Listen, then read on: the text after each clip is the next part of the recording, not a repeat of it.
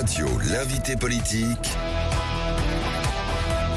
Jean-Jacques Bourdin. Avec nous, Olivier Faure, qui est député de Seine-et-Marne et premier secrétaire du Parti Socialiste. Bonjour. Bonjour Jean-Jacques Bourdin. Merci d'être avec nous ce matin, Olivier Faure. On va commencer, nous allons évidemment revenir sur le discours de politique générale de Michel Barnier, mais je voudrais commencer avec la situation au Proche-Orient, avec l'Iran qui a lancé plusieurs missiles, entre 180 et 200, vers Israël. Ces missiles ont été interceptés, 2 blessés. Emmanuel Macron condamne avec la plus grande fermeté les nouvelles attaques de l'Iran contre Israël, vous aussi ? Bien sûr. Il exige, Emmanuel Macron, que le Hezbollah cesse ses actions terroristes contre Israël et sa population. Vous aussi ? Bien sûr. Il demande aux autorités israéliennes de mettre fin au plus vite à leurs opérations militaires. Vous aussi ? Oui, je crains l'escalade. Et donc, oui. Effectivement, la position de la France, en l'occurrence, est une position que je trouve parfaitement équilibrée et juste. On a besoin à la fois de protéger l'État d'Israël face à un régime théocratique qui a ses proxys dans la région et qui a toujours été une menace pour les Israéliens. Et en même temps, nous avons besoin aussi qu'Israël comprenne que nous ne pouvons pas aller vers une guerre totale dans cette région parce que ça menace la sécurité du monde. C'est ce qu'a dit Michel Barnier hier. Vous êtes sur la même ligne. Il a dit. Mais ça peut arriver, Jean-Jacques Bourdin. Oui, non, c'est pas impossible. Non, hein, mais moi, oui, mais vous êtes dans. Ça y est, il vous a conquis, le Premier ministre. Il vous a conquis. Il parle de compromis, de travail avec l'opposition. Je vais y revenir. Mais oui, on y reviendra. Olivier Faure, il a dit en matière de politique étrangère, il a dit l'influence française ne se décrète pas en matière internationale, mais se construit patiemment en défendant nos intérêts sans arrogance et en prêtant attention à tous nos partenaires. Ça veut dire quoi, ça ? C'est un message envoyé à Emmanuel Macron, selon vous ? C'est un uppercut pour Emmanuel Macron, parce qu'en réalité, et on le voit bien s'agissant par exemple du Liban, où le président s'était dépêché de se considérer comme le protecteur du Liban et qui n'a rien réussi. Et donc il y avait beaucoup d'esbroufs dans la politique macroniste, notamment en matière de politique étrangère ou européenne, et que effectivement cette façon de procéder n'est pas forcément la meilleure. Et que moi je préfère les gens qui... la diplomatie, c'est d'abord une forme de discrétion, c'est d'abord une capacité à convaincre et à ne pas tout ramener à soi. Ceux qui ramènent tout à eux, en réalité, prennent souvent le risque de ne rien obtenir. Olivier Faure, le Premier ministre a lancé un appel à toutes les formations politiques, au PS donc, que vous dirigez. Avançons pas à pas, trouvons des chemins communs, des compromis, prenons soin de la République, elle est fragile, dépassons nos divisions et nos querelles. Est-ce que vous saisissez cette main tendue ? Si c'est une main réellement tendue, je la saisirai. J'ai trouvé le Premier ministre habile. Mais l'habileté, ça ne remplace pas la volonté. Et moi, j'aimerais, après ce discours, qui était un discours en réalité plein d'ellipses, qui ne permettait pas réellement de saisir ce qu'il ferait, eh bien, je veux tester, je veux voir à l'épreuve des faits, et on verra à ce moment-là ce que nous décidons. Mais la réalité, c'est qu'il est entré en cohabitation avec le Parlement. Le pouvoir, il est au Parlement. Il a d'ailleurs lui-même reconnu, puisqu'il a dit qu'il dépendait du Parlement et son avenir dépendait exclusivement de notre volonté. Eh bien, nous verrons ce qu'il est prêt, lui, à faire. Parce que les compromis, c'est un joli mot, mais ça ne sera pas pour nous la compromission. Et donc ça suppose qu'il y ait cette capacité à envisager, effectivement, de faire des pas en direction de ceux qui, malgré tout, étaient en tête de l'élection. Parce qu'il a parlé 28%. beaucoup... Oui, 28%, c'est exactement le score d'Emmanuel Macron il y a 2 ans pour les élections présidentielles. Tour, oui. Et aux législatives, il a fait 26%. 26%. Et il a gouverné pendant 2 ans. Et ça n'a gêné personne. Tout le monde a trouvé que c'était parfaitement légitime. La légitimité, elle est du côté de la gauche. Mais évidemment, maintenant, il y a une dette démocratique de la part de Michel Barnier. Cette dette démocratique, c'est tout simplement qu'il doit aux Français qui ont voté une politique qui n'est pas celle pour laquelle ses amis ont plaidé, puisque son parti à lui, il a fait moins de 6%. Et donc, il y a une dette démocratique qu'il doit maintenant honorer. Cette dette, il doit l'honorer en acceptant des compromis avec la gauche, qui lui proposera, notamment lors du budget, qui fera des propositions très claires pour permettre à la fois de rembourser une partie de la dette, de faire en sorte aussi de viser d'autres dettes. Je pense notamment à la dette écologique et puis la dette démocratique dont j'ai parlé. La dette écologique, il a employé le mot dette d'ailleurs, hein, qui n'était pas employé par la majorité précédente. Bien, je vais revenir sur tout ça, mais pendant le discours de Michel Barnier, au début, il y a eu cette contestation de la France insoumise qui a brandi des cartes d'électeurs. Il n'a rien dit d'ailleurs, il n'a pas bronché. C'est dommage, je ne sais pas, je ne comprends pas, parce que pendant que Marine Le Pen parlait, la gauche n'a pas bronché, là. Comprenez ce que je veux dire? C'est-à-dire que quand c'est Michel Barnier qui est à la tribune, une partie de la gauche, pas vous, parce que j'ai regardé la télévision, vous étiez calme, tranquille. Comme toujours. Comme toujours. Pas vous, mais la France insoumise qui protestait, qui criait. Pendant que Marine Le Pen parlait, la France insoumise n'a pas bronché. Oui, moi ce que je regrette, c'est que... Ça ne vous gêne pas, ça? Mais je ne sais pas. Ce que je regrette, Jean-Jacques Bourdin, qu'est-ce que vous regrettez? C'est qu'en réalité, il y a dans l'expression des insoumis dans ces moments-là, malheureusement, la forme qui emporte le fond. Mais oui. Et malheureusement, ça ne sert personne, ça ne les sert pas eux, ça ne sert pas la gauche. Et ce que nous devons faire comme démonstration, nous, en ce moment, c'est quoi? C'est de dire que si demain Michel Barnier devait être censuré, que nous sommes prêts, que nous sommes là, prêts à prendre le pouvoir et à l'assumer, et l'assumer dans la difficulté. Et donc, ça suppose que nous ayons un comportement qui corresponde à cet état d'esprit. Si nous donnons le sentiment d'être en permanence dans le happening, eh bien, les gens considéreront que nous sommes, en réalité, incapables d'être demain aux commandes du pays. Et moi, ce que je veux faire comme démonstration, c'est que demain, nous pouvons être à Matignon, nous pouvons occuper les ministères et nous pouvons diriger ce pays. C'est-à-dire montrer votre crédibilité, si j'ai bien compris. Mais vous m'avez bien compris. Que ce comportement nuit à votre crédibilité. Oui ou non? Bien sûr, bien sûr. Olivier Faure, il y a une motion de censure. Qui la dépose d'ailleurs? C'est LFI ou c'est vous, le PS? C'est nous qui allons la déposer, mais qui sera signée par l'ensemble de la gauche, et c'est moi qui la défendrai. C'est vous qui vous la défendrez? Absolument. Bien. Donc avant même que le gouvernement n'agisse, vous censurez. Après le discours d'hier de Michel Barnier, vous n'avez pas changé d'attitude, vous censurez. Oui, nous allons prendre date. Nous savons très bien que Marine Le Pen et ses amis ne la voteront pas. Donc le suspense n'existe absolument pas. Simplement... Et si Marine Le Pen avait dit qu'elle voterait cette Non, il n'y a pas de si, Jean-Jacques Bourdin. Il y a une situation qui existe et qui est celle que nous connaissons. Et donc nous allons prendre date et dire que nous sommes dans l'opposition, ce qui ne veut pas dire que nous sommes rétifs à toute forme d'avancée. Nous allons faire des propositions, et notamment sur la phase budgétaire qui commence, nous dirons ce que nous pensons, et si le Premier ministre même veut faire des économies, on peut en faire. Alors, pas des économies sur les services publics, pas sur l'hôpital, pas sur l'éducation, pas sur la justice, pas sur la sécurité. Oui, non, mais moi ce que je vous dis, c'est qu'il y a des tas d'économies à réaliser. Vous avez aujourd'hui des aides qui sont des aides aux entreprises, par exemple, qui sont insupportables, parce qu'elles sont des effets d'aubaine pour les entreprises et ne servent ni l'emploi, ni les salaires. Vous avez aussi des effets d'aubaine incroyables avec des niches fiscales qui sont là pour protéger des gens qui ne le méritent pas. Donc on verra s'il a le courage de s'attaquer, y compris des intérêts qui sont des intérêts financiers puissants. S'il le fait, nous serons là. J'ai entendu Gabriel Attal qui, lui, est toujours dans cette histoire de « touche pas aux riches ». Écoutez, on verra. Si nous devons défendre Michel Barnier parce qu'il s'attaque réellement aux puissances financières, nous le ferons. Maintenant, on verra si l'habileté...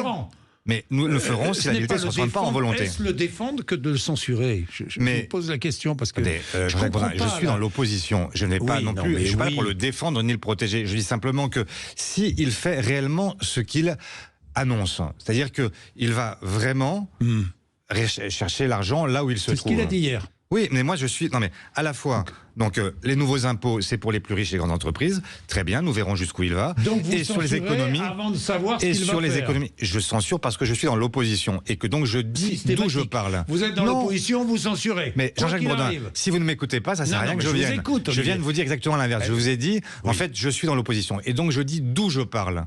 Mais je dis aussi que je suis prêt à avancer à chaque fois que ça ira dans le bon sens. Donc, si le gouvernement dit « je cherche de la ressource fiscale auprès des plus riches », je prends. S'il dit qu'il faut faire des économies et qu'il fait des économies non pas sur la classe moyenne, sur la classe populaire, sur les services publics, mais qu'il fait des économies sur tout ce qui ne va pas aujourd'hui, c'est-à-dire ces aides apportées au monde de l'entreprise qui ne servent à rien, je pense, dans le domaine de la Sécu. Je pense par exemple à ces exonérations de cotisations au-delà de 2 SMIC. Je pense par exemple au crédit impôt recherche qui est parfois très mal utilisé. J'étais l'autre jour avec des salariés de Sanofi dans le domaine de la recherche qui sont en train de se faire délocaliser et qui, pourtant Sanofi qui reçoit chaque année de l'argent de l'État pour financer sa recherche, là effectivement il y a des choses à faire. Voilà, donc là je suis prêt à avancer. Bien, un mot encore sur la gauche, puis je vais revenir sur ce qu'a dit Michel Barnier hier, sur la gauche, candidature unique ou pas en 2027 ? Parce que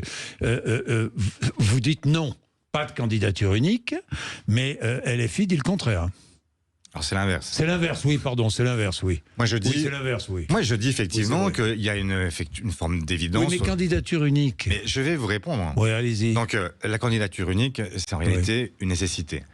Je sais bien que c'est un objectif qui est en réalité très difficile à atteindre. Je sais très bien qu'il y a des gens qui sont déjà dans les starting blocks et qui veulent aller coûte que coûte à l'élection présidentielle. Je ne suis pas naïf. Mais simplement qui, ce que je gauche, dis. Qui Il y en a beaucoup. J'ai l'impression qu'il y a quand même beaucoup de candidats qui sont en train de se déclarer François en ce moment. Hollande, par exemple, Jean-Luc Mélenchon. Mais vous allez en citer beaucoup parce qu'il y en a beaucoup. Moi, ce que je dis, c'est que si on multiplie les candidatures. Pas vous ? Mais laissez-moi vous répondre. Bon, je vous dis que si on multiplie les candidatures, aucune n'ira au second tour. Depuis 2002, déjà à 3 reprises, donc 2002, 2022, en 20 ans, la gauche a été absente à 3 reprises du second tour. Est-ce que nous sommes prêts à jouer encore cette idée-là la prochaine fois, et cette fois-ci avec le risque réel que ce soit l'extrême droite qui l'emporte? Moi je dis qu'il faut à un moment dire halte au feu. Et donc il faut avoir, disons les choses autrement, la candidature la plus unique possible. Il y aura certainement des gens qui s'affranchiront de l'unité. Mais moi, je veux que nous puissions conduire avec celles et ceux qui y sont prêts. Et là aussi, c'est une affaire de compromis. Et donc, non pas d'alignement sur qui que ce soit, mais de compromis pour pouvoir avancer, présenter un projet qui puisse avoir l'adhésion des Français, qui puisse, au premier tour, passer le cap et au second tour remporter une majorité. Voilà ce que je souhaite, parce que je ne suis pas prêt toute ma vie à regarder en fait les trains passer et à me dire que au nom de notre intransigeance, nous n'avons même pas réussi à damer le pion à la droite et même pas entamer le crédit de l'extrême droite. Donc nous avons aujourd'hui une nécessité absolue, qui est de regrouper celles et ceux qui y sont prêts pour faire en sorte que en 2027, ce ne soit pas Marine Le Pen qui soit la présidente de la République. J'ai vu au Parti Socialiste, ça bouge encore, Karim... Ça bouge encore. Karim Bouhamran... Ça bouge beaucoup même. Ça bouge encore, oui, Olivier Faure. Karim Bouhamran qui lance son mouvement, son parti, il est socialiste. Encore un ? Ben oui, bien sûr. Oui, ben vous réjouissez, j'imagine. Mais je me réjouis, je serai même... il m'a invité à venir à son rassemblement, j'irai.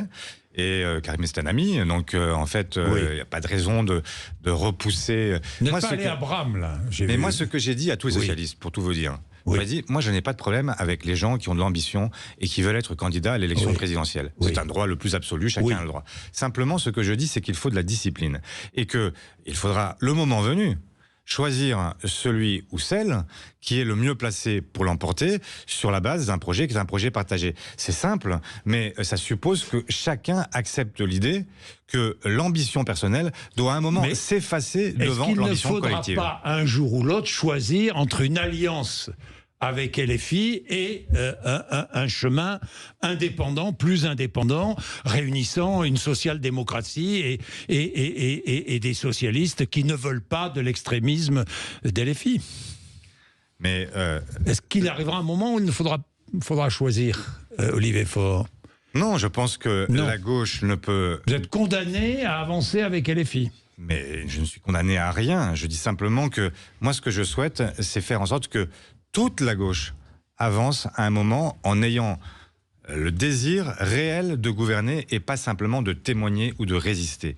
Et donc, mon devoir, c'est de convaincre l'ensemble de la gauche. Ce n'est pas de jeter là l'opprobre sur tel ou tel, c'est de faire en sorte que nous avancions. Oui. Et que nous puissions faire en sorte que nous puissions répondre à ces millions de Françaises et de Français qui, aujourd'hui, souffrent de la situation. Et moi, ce que l'on me dit jour après jour, je passe mes week-ends dans ma circonscription ou à faire le tour de France, à rencontrer des femmes et des hommes qui me disent toutes et tous la même chose. Ils me disent, ne lâchez pas.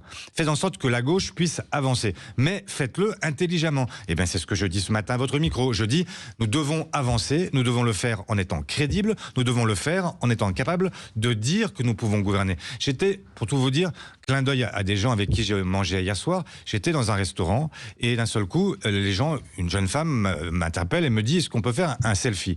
Je lui dis, bah oui, pourquoi pas, etc. Elle me dit, mais ça va pas vous plaire, moi je vote pas pour vous. Mais pourquoi ça me plairait pas? Dites-moi pour qui vous votez, peu importe. Et puis nous allons discuter. On s'est installé, on était 4 à table, et là nous avons commencé à discuter. Et à la fin, qu'est-ce qu'ils m'ont dit? Ils m'ont dit, on ne vous connaissait pas, on ne savait pas qui vous étiez. Et vous savez quoi? Eh ben, la prochaine fois qu'il y a une élection, on appellera à voter pour vous. Moi, c'est ça que je crois avec la vie politique. La vie politique, c'est de chercher à convaincre des gens, y compris qui sont très éloignés de vous. Moi, je parle à tout le monde. Je suis dans une circonscription où beaucoup ont voté pour le RN. Je parle avec ces électeurs-là aussi, et je leur dis, ne vous trompez pas de combat. Votre adversaire, ce n'est pas votre voisin de palier parce qu'il est d'une origine étrangère. Votre adversaire, c'est à chaque fois celui qui vous prive de votre service public. Battez-vous pour que vous ayez un RER qui arrive à l'heure. Battez-vous pour que l'hôpital il soit là. Battez-vous pour que dans la classe de votre enfant, il y ait un maître en face de votre enfant. se trompe de combat en flattant, par exemple, le vote communautariste? Je vous pose la question, franchement. Mais est-ce moi, que je ne LFI suis se pas trompe de combat? Moi, je ne suis pas communautariste et je pense que le communautarisme, ça n'existe, ça ne séduit personne. Y compris les gens auxquels vous pensez vous adresser dans ces cas-là, vous disent, mais moi, je ne veux pas être essentialisé. Je ne veux pas être considéré uniquement comme un Français d'origine étrangère avec telle ou telle religion. Je veux qu'on me considère comme quelqu'un qui a des besoins à satisfaire parce que j'ai une famille, parce que j'ai un boulot que je n'ai plus ou que je ne suis pas assez payé. Voilà ce que les gens me disent et je souhaite qu'on les considère comme tels. Et c'est comme ça que nous avancerons en ayant un discours qui parle à toutes et tous et que nous puissions parler à la fois aux gens des villes et aux gens du monde rural, ne pas séparer les uns des autres, faire en sorte que nous puissions être un parti qui s'adresse à tous les Français. Qu'est-ce que c'est que la politique? C'est fédérer les gens, permettre de les fédérer derrière un projet commun, leur dire voilà où nous sommes, voilà où nous voulons aller et voilà comment nous allons faire pour y parvenir. Bien, Olivier Faure, je reviens sur ce qu'a dit Michel Barnier. Donc, en ce qui concerne les recettes budgétaires, parce que il y a un immense trou dans la caisse, très grandes entreprises, Français les plus fortunés, lutte contre la fraude, ça vous approuvez, j'imagine, toutes les fraudes, hein, la fraude fiscale, la fraude sociale, tout ça vous approuvez, j'imagine, rien à dire. Les dépenses, réduction des dépenses publiques. Voilà ce qu'il a dit. Là, vous attendez de voir, si j'ai bien compris. Je vous ai dit, il y a des dépenses publiques aujourd'hui qui sont parfaitement infondées. Et donc, il y a des pertes de recettes pour l'État dans ces cas-là qui sont considérables et sur lesquelles nous pouvons revenir. Les retraites, il a dit reprendre le dialogue. S'il faut aménagement, il y aura aménagement, correction. Ça vous va ou pas? Non. Non. Non, ça ne me va pas parce que la réalité, c'est que moi, je suis pas complètement demeuré. J'espère que vous en êtes conscient et que donc je ne dis pas que on ne peut pas, on ne doit pas, à un moment, y compris améliorer le système antérieur. On doit toujours chercher à avancer. Mais ce que je dis, c'est que la réforme qui a été portée par Emmanuel Macron, adoptée par le biais du 49.3, parce qu'il n'avait pas de majorité pour cela, ni à l'Assemblée, ni dans le pays, eh bien, c'est une réforme qu'il faut abroger. Et ensuite, ouvrir là une conférence sociale avec les partenaires sociaux et permettre de trouver les solutions pour permettre de faire en sorte que ceux qui ont eu une vie difficile, une vie avec un métier beaucoup plus pénible que le vôtre ou que le mien, puissent partir plus tôt que nous. Ça me paraît être une évidence. Et ne pas fixer cet âge pivot à 64 ans qui en réalité fait peser le financement de nos retraites sur ceux qui vont cotiser beaucoup plus longtemps que les autres parce que en réalité, avant 64 ans, ils auront déjà leurs annuités. C'est ça la difficulté de ce projet. Alors, vous allez, parce que vous êtes embarrassé avec le dépôt, d'ailleurs le RN est embarrassé aussi avec cette abrogation de la réforme des retraites et le 31 octobre, le RN, dans sa niche parlementaire, a décidé de proposer l'abrogation de la réforme des retraites. Mais aujourd'hui, le discours du RN est plus ambigu. Vous, pas de souci, vous allez tout faire pour abroger cette réforme des retraites, et s'il le faut, censurer le gouvernement sur ce sujet-là. On est bien d'accord. Censurer sur l'ensemble de son œuvre. En fait, vous parlez du précédent, là, en l'occurrence. Mais, non, mais moi, je souhaite évidemment que nous puissions aller vers l'abrogation. Et donc, il y aura une niche parlementaire qui sera le 28 novembre. Voilà. Et donc, le 28 novembre, nous voterons. Toute la gauche nous votera, en fait, le projet d'abrogation. Et le 31 octobre, vous ne voterez pas avec le RN? Non, nous ne voterons pas avec le RN pour des raisons qui sont à la fois... Mais vous attendez à ce que le RN vote avec vous le 28 novembre? On verra ce qu'ils font. Je ne sais pas ce qu'ils feront. Moi, je ne suis pas là pour venir... une génuflexion devant le RN. Je dis simplement que le RN n'a même pas la possibilité de faire passer son texte d'une assemblée à l'autre, puisqu'ils n'ont pas de groupe au Sénat. La gauche a cet avantage compétitif, si je puis dire, c'est que nous avons non seulement des groupes parlementaires à l'Assemblée, mais aussi au Sénat, et donc nous pouvons organiser nous-mêmes la navette et faire en sorte que cette réforme, cette abrogation, soit vraiment effective, puisque nous pourrons faire passer ce texte au Sénat, puis après le faire revenir à l'Assemblée et le faire adopter définitivement par l'Assemblée. En matière de sécurité et d'immigration, vous avez écouté le Premier ministre également. Vous avez apprécié ou pas? Est-ce qu'il y a des points qui vous ont inquiété ou qui vous ont rassuré? Il n'a pas dit grand-chose. Et j'aurais aimé, ce qui m'aurait rassuré, c'est, voyez-vous, qu'il reprenne, parce qu'il a repris Bruno Retailleau sur la question de l'état de droit. Oui. Et il a bien fait. Il a été très précis sur l'état de droit. Il a dit qu'il faut respecter l'état de droit. Bien sûr. Il l'a dit. Et c'est même presque gênant qu'il soit obligé de le rappeler. Ça devrait être un principe fondamental pour chacune et chacun d'entre nous. Mais j'aurais aimé qu'il aille plus loin et qu'il rattrape par la manche son ministre de l'Intérieur, y compris sur le sujet migratoire, où là, Bruno Retailleau se fait l'interprète de Marine Le Pen, qui d'ailleurs Quand il dit l'immigration n'est pas une chance pour la France? Mais l'immigration est une chance pour la France. Oui, mais Bruno Retailleau a dit le contraire. Oui, justement, j'aurais aimé que le Premier ministre, à un moment, lui dise qu'on ne peut pas dire ce qu'il dit. Parce que nous avons un pays qui est un pays prospère, mais nous le devons aussi à ceux qui sont venus reconstruire le pays après-guerre, à ceux qui sont venus à chaque étape renforcer, créer, innover, faire en sorte de créer, apporter de la réussite. Le gouvernement ne doit pas aussi protéger les Français d'une immigration clandestine qui pourrait être aux yeux de beaucoup de Français envahissante? Mais vous savez, si vous voulez véritablement que les flux migratoires diminuent, il y a une solution. C'est le juste échange, c'est de faire en sorte que les situations géopolitiques se stabilisent dans les pays qu'ils fuient, c'est de faire en sorte de se battre efficacement contre le réchauffement climatique. Contre des laissez-passer consulaires, c'est ce qu'a dit hier Michel Barnier. Ça n'a pas marché.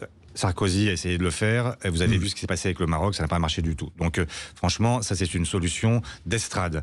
Moi ce que je dis, c'est que si vous ne luttez pas contre le réchauffement climatique, par exemple, qu'est-ce qui se passera? Vous croyez que les gens vont se laisser mourir de faim et de soif à l'endroit où ils vivent? Non, ils chercheront à bouger. D'ailleurs, ils ne bougent pas spécialement en direction de la France. Ils bougent d'abord dans les régions limitrophes. Et puis, parfois, quelques-uns d'entre eux franchissent la Méditerranée au péril de leur vie. Mais vous croyez vraiment que des gens qui ne savent même pas nager, qui rentrent sur un canot pneumatique, sont prêts à le faire uniquement parce qu'ils cherchent à bénéficier de l'aide médicale d'État? Non mais c'est une blague.